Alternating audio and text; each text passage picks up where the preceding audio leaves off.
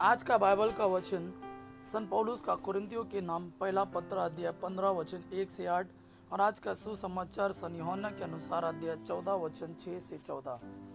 संत पौलुस का कुरिन्थियों के नाम पहला पत्र अध्याय 15 वचन 1 से 8। भाइयों, मैं आप लोगों को उस सुसमाचार का स्मरण दिलाना चाहता हूँ जिसका प्रचार मैंने आपके बीच किया, जिसे आपने ग्रहण किया, जिसमें आप दृढ़ बने हुए हैं, और यदि आप उसे उसी रूप में बनाए रखेंगे जिस रूप में मैंने उसे आपको सुनाया, तो उसके द्वारा आपको मुक्ति मिलेगी, नहीं तो आपका विश्वास व्यर्थ होगा। मैंने आप लोगों को मुख्य रूप से वही शिक्षा सुनाई जो मुझे मिली थी, और वह इस प्रकार है। मसीह हमारे पापों के प्रायश्चित के लिए मरे, जैसा कि धर्म ग्रंथ में लिखा है। वह कब्र में रखे गए और तीसरे दिन जी उठे, जैसा कि धर्म ग्रंथ में लिखा है। वह कैफस को और बाद में 12 को दिखाई दिए। फिर वह एक ही समय 500 से अधिक भाइयों को दिखाई दिए। उनमें से अधिकांश आज भी जीवित है, यद्यपि कुछ मर गए हैं। बाद में वह याकूब को और फिर सब प्रेरितों को दिखाई दिए।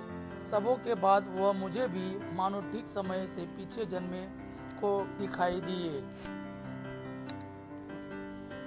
आज का सुसमाचार सन यूहन्ना के अनुसार अध्याय 14 वचन 6 से 14।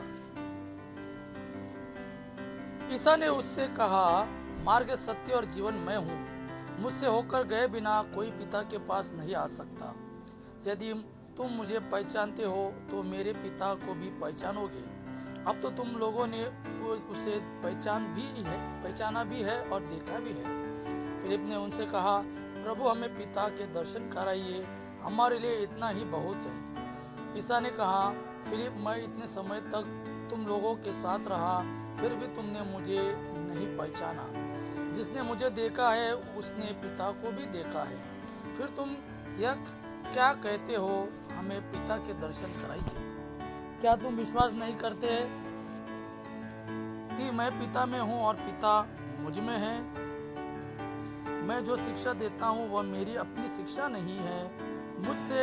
मुझ में निवास करने वाला पिता मेरे द्वारा अपने महान कार्य संपन्न करता है। मेरी इस बात पर विश्वास करो कि मैं पिता में हूँ और पिता मुझ में है, नहीं तो उन महान कार्यों के कारण ही उस पर विश्वास करो। मैं तुम लोगों से यह कहता हूँ, जो मुझ में विश्वास करता है वह स्वयं वे कार्य करेगा जिन्हें मैं करता हूँ, वह उनसे भी महान कार्य करेगा, क्योंकि मैं पिता के पास जा रहा हूँ। तुम मेरे नाम लेकर जो कुछ मांगोगे मैं तुम्हें वही प्रदान करूँगा, जिससे पुत्र के द्वारा पिता की महिमा प्रकट हो। यदि तुम मेरे नाम लेकर मुझसे कुछ भी मांगोगे तो मैं तुम्हें वही प्रदान करूँगा। यह प्रभु का वाणी है। प्रभु को धन्यवाद। आबा पिता की महिमा और पुत्र यीशु का प्रेम आप पर सदा सर्वदा बना रहे। आमीन।